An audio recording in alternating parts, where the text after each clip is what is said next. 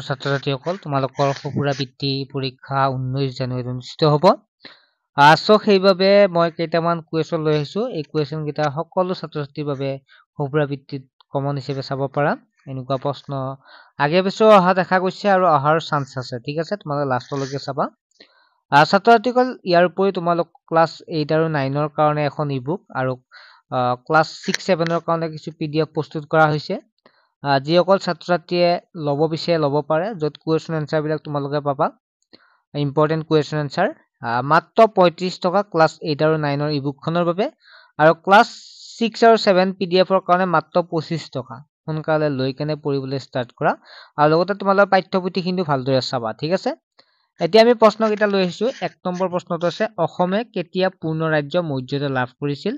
উত্তৰ হৈছে 1950 চনত। তোমালোকে হোৱাটছএপ নম্বৰটো SMS কৰি ক'লে হ'ল যে মোক ইবুকখন লাগে ক্লাছ 9 ৰ বা ক্লাছ 8 ৰ বা ক্লাছ 6 ৰ, তেনেকুৱা SMS দিলে হ'ল। তাৰপিছত মই তাত স্কেনাৰ এখন দি দিম। মাত্ৰ 35 টকা এটা ক্লাছ 8 9 পেমেন্ট কৰিব লাগিব, আৰু ক্লাছ 6 7 পেমেন্ট কৰিব লাগিব মাত্ৰ 25 টকা। 2 নম্বৰ প্ৰশ্নটো হৈছে, প্ৰথম অসমীয়া ৰাজ্যপাল কোন আছিল? বিষ্ণুৰাম মেধি। তেখেত মাদ্ৰাছৰ আছিল প্ৰথম অসমীয়া ৰাজ্যপাল। বগীবিল দলংখন কোনে কেতিয়া শুভাৰম্ভ কৰিছিল? 2018 চনৰ 25 ডিচেম্বৰ তাৰিখে ভাৰতৰ প্ৰধানমন্ত্ৰী নৰেন্দ্ৰ মোদীয়ে। ভাৰতৰ আটাইতকৈ দীঘল দলংখনৰ নাম কি? ভূপেন হাজৰিকা সেতু। ভূপেন হাজৰিকা সেতুৰ ভাৰ বহন ক্ষমতা 60 টন। ভূপেন হাজৰিকা সেতুৱে কোন দুখন ঠাই সংলগ্ন কৰিছে? ধলা শদিয়াক। ভূপেন হাজৰিকা সেতু কেতিয়া উদ্বোধন কৰা হৈছিল? 2017 চনৰ 26 মে'ত। কোনে কৰিছিল? নৰেন্দ্ৰ মোদীয়ে।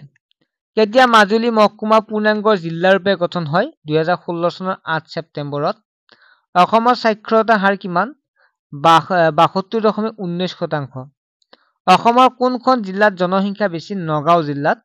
অসমৰ কোনখন জিলাত জনবসতি ঘনত্ব বেছি? কামৰূপ মেট্ৰ' হ'ব। ঠিক আছে, কামৰূপ মেট্ৰ' হ'ব। অসমৰ কোনখন জিলাত সাক্ষৰতা হাৰ বেছি? কামৰূপ মহানগৰত। ঠিক আছে। অসমীয়া ভাষাটো ভাৰতীয় কোন গোষ্ঠীৰ ভাষা? আৰ্য গোষ্ঠীৰ ভাষা। কোন চনত আইনমতে অসমীয়া ভাষা ৰাজ্যিক চৰকাৰী ভাষা হিচাপে পৰিগণিত হয়? 1960 চনত।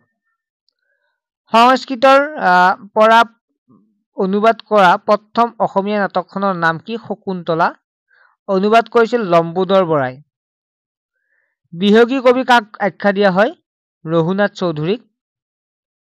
প্ৰাচীন অসমৰ বিষয়ে কোন লিপিত তথ্য পোৱা যায়? এলাহাবাদ স্তম্ভত। কোচ ৰাজবংশৰ প্ৰতিষ্ঠাপক কোন আছিল? বিশ্বসিংহ। হয়গ্ৰীৱ মাধৱ মন্দিৰ কোনে পুনৰ নিৰ্মাণ কৰিছিল? ৰঘুদেৱ নাৰায়ণে। বৰপেটা সত্ৰৰ প্ৰতিষ্ঠাপক কোন আছিল? মাধৱদেৱ। কেতিয়া কনকলতা বৰুৱা কনকলতাক শ্বহীদ হৈছিল? কেতিয়া হৈছিল? ভাৰত ত্যাগ আন্দোলনত। কুমাৰ ভাস্কৰ বৰ্মাৰ সমসাময়িক ৰজা কোন আছিল? হৰ্ষবৰ্ধন। নামঘোষা কোনে ৰচনা কৰিছিল? মাধৱদেৱে।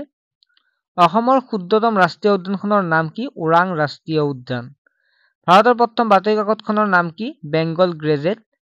নাবাৰ্ডৰ মুখ্য কাৰ্যালয় ক'ত আছে? মুম্বাইত।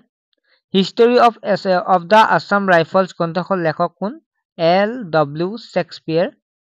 মহাত্মা গান্ধী কেতিয়া অসমলৈ অহা নাছিল? এক মিনিট দেই, প্ৰশ্নটো দিছো, মহাত্মা গান্ধী কেতিয়া অসমলৈ অহা নাছিল? এইটো তোমালোকে স্কিপ কৰিব পাৰা, এইটো প্ৰশ্নটো ভুলতে লিখা গৈছে, এইটো প্ৰশ্নটো খেলি মেলি আছে। 29 নম্বৰ প্ৰশ্ন চোৱা, তলৰ কোনখন ৰাষ্ট্ৰসংঘৰ স্থায়ী সদস্য নহয়? জাপান। NEP-ৰ ফুল ফৰ্ম কি? National education policy. ছাত্ৰ-ছাত্ৰীসকল আশা কৰোঁ তোমালোকে বুজি পালা, এনেকুৱা প্ৰশ্ন অহাৰ চান্স আছে। সো লাষ্টলৈকে ভিডিঅ'টো চোৱাৰ বাবে ধন্যবাদ, আৰু তোমালোকে যিসকলে PDF-টো ল'ব বিচাৰে সোনকালে লৈ লোৱা, কাৰণ বেছি পইচাও নহয়, পঢ়িলে উপকৃত হ'ব। কাৰণ জিকেটো বহুত আছে, ইয়াত কমন বাছি উলিয়াই আমি নোটখিনি প্ৰস্তুত কৰা হৈছে। ঠিক আছে, বাই।